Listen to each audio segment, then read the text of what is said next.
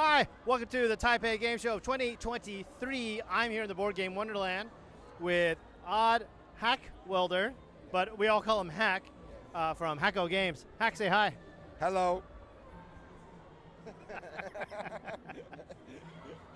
Now, Hack, I couldn't help but notice you're not Taiwanese. No, I'm not. I am American. I'm from New York. Yankee? New York. Not a Yankee. Upstate New York, Syracuse. I've been in Taiwan about 21 years, a long time.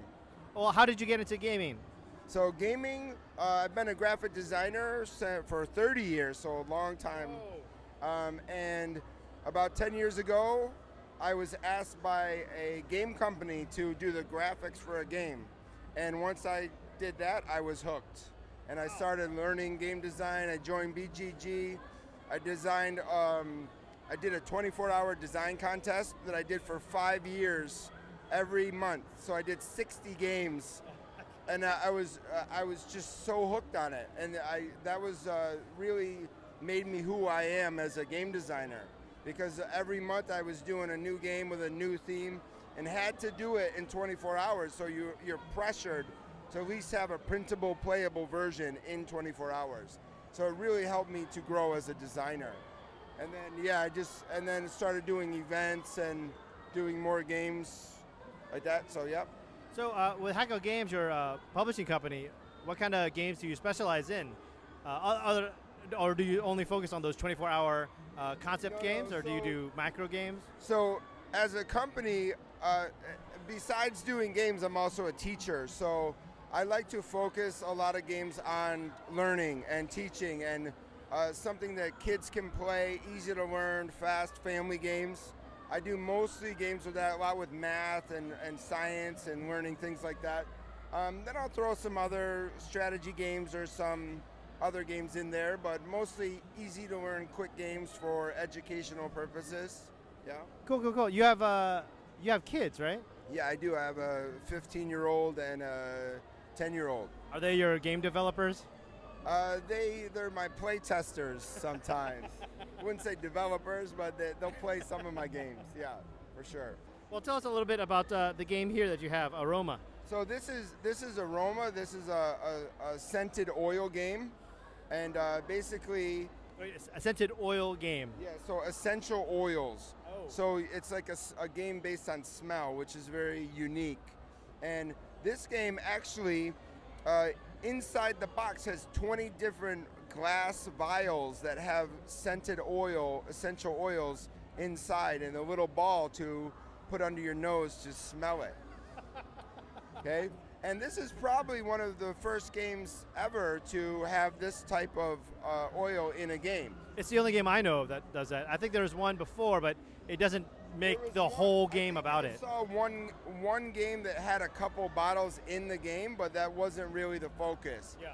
This is like 20 bottles, and all the games revolve around it. And inside the box has 4 different unique games to play.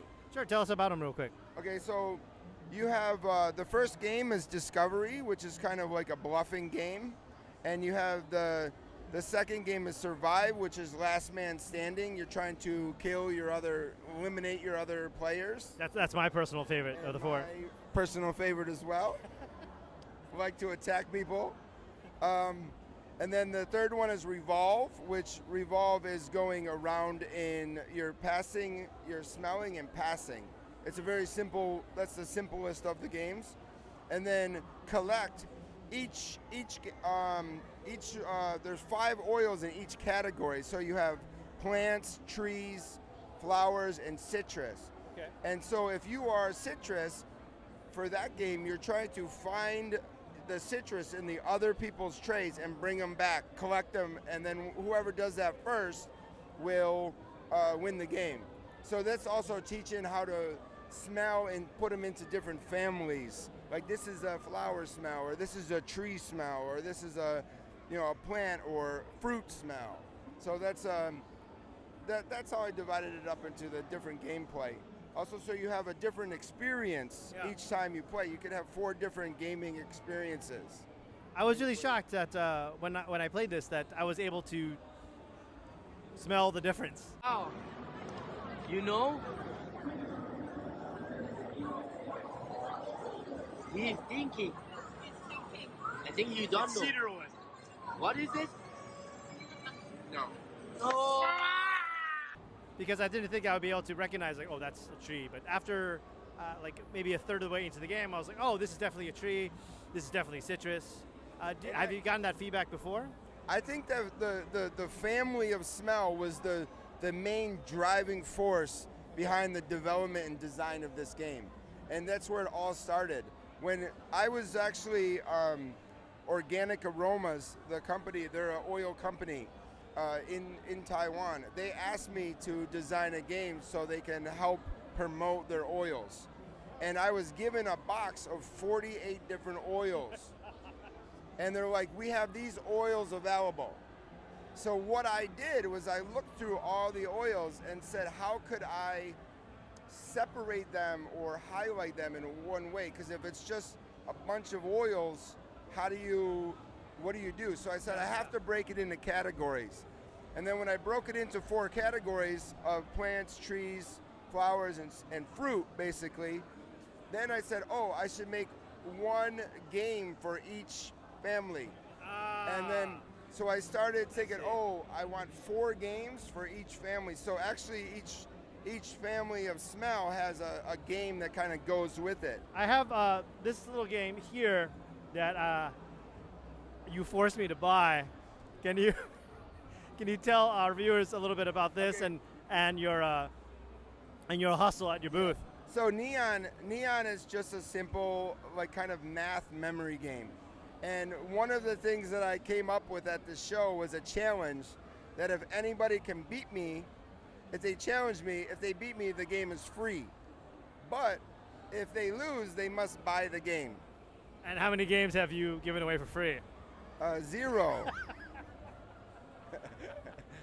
So what's your trick? How do you do that? Are you cheating or what are you doing? I definitely don't cheat, but I'm the designer and I've played it maybe over 1,000 times. Oh, so I have developed some skills of how to play. What are the skills? Give them up. Give them up.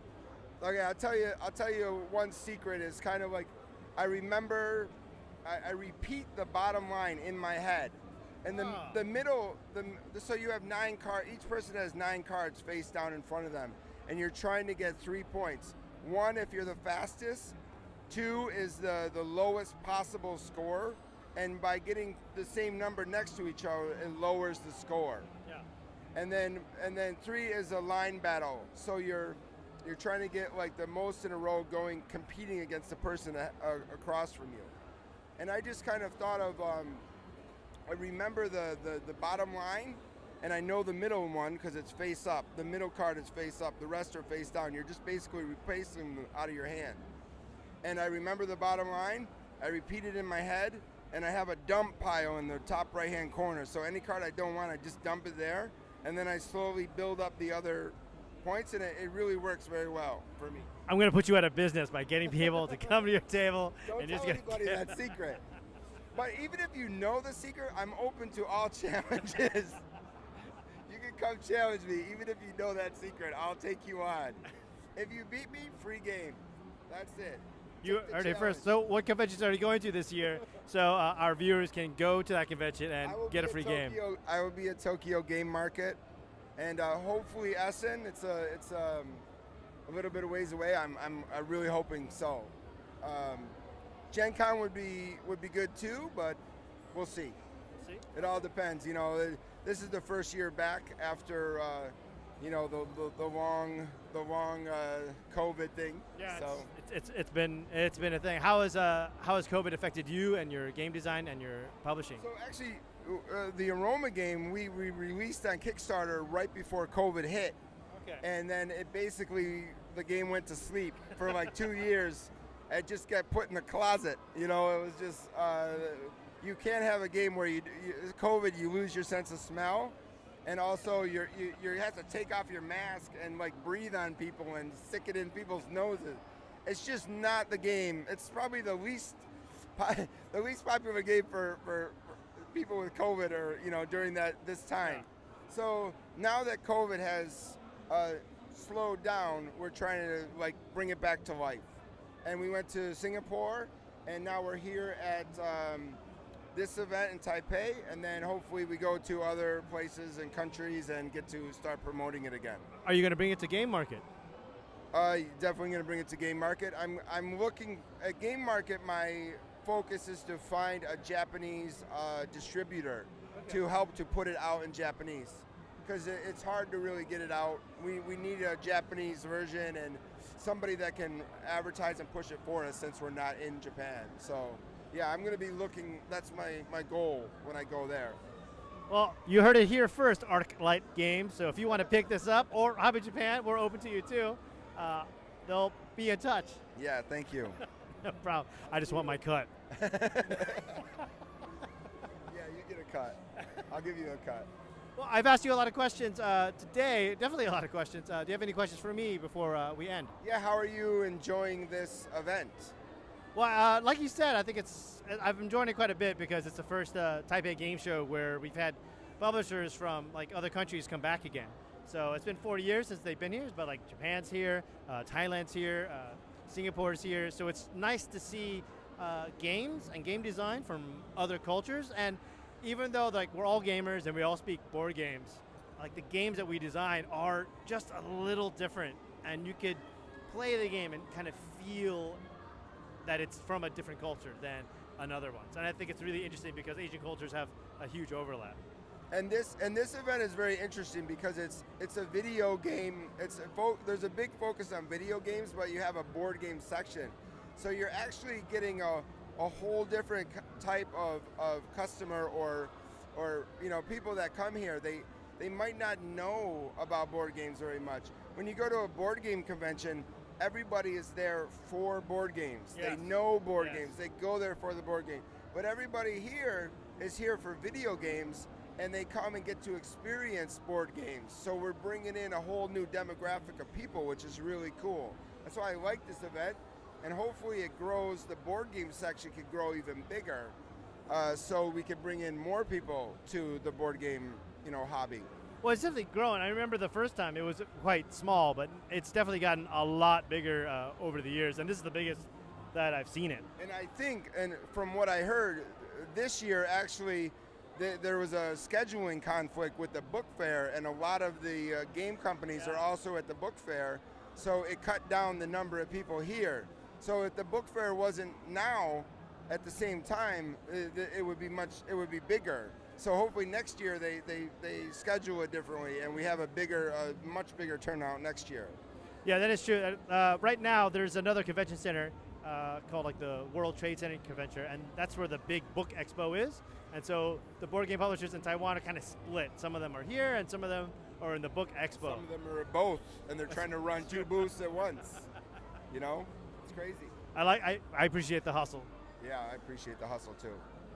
One more question. What's your favorite ice cream?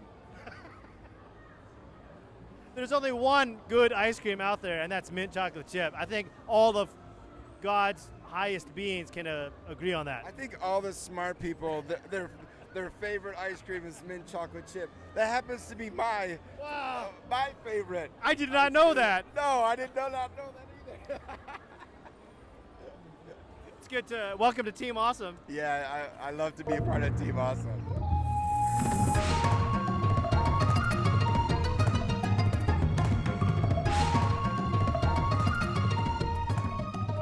What'd you guess? LME. This one? Yeah. LME. LME? And LME answer is. Oh no! You guessed correctly. My name's Jay, and I smell board games.